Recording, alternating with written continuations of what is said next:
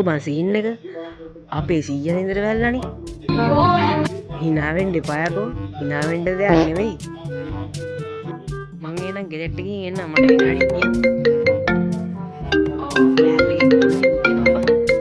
hello බබා කියන්න පොඩ්ඩක් ඇවිල්ලා යන්න මම එන්න මම දැන් මෙන්න අම්මට සිරි බං සීයා අඩෝ මචං පොඩ්ඩක් බලහන්කෝ බං අපේ ගෙදරට ගිහිල්ලා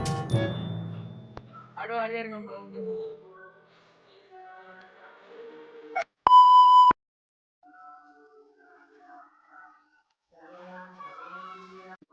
අම්මට සිරි අරු සීයා බලන්න එනවද කොහෙද අඩෝ මචං මේ වෙලාව ලොකු දවවක් බං කරේ මිනිය යකෝ සීයා මැරිලා නෑ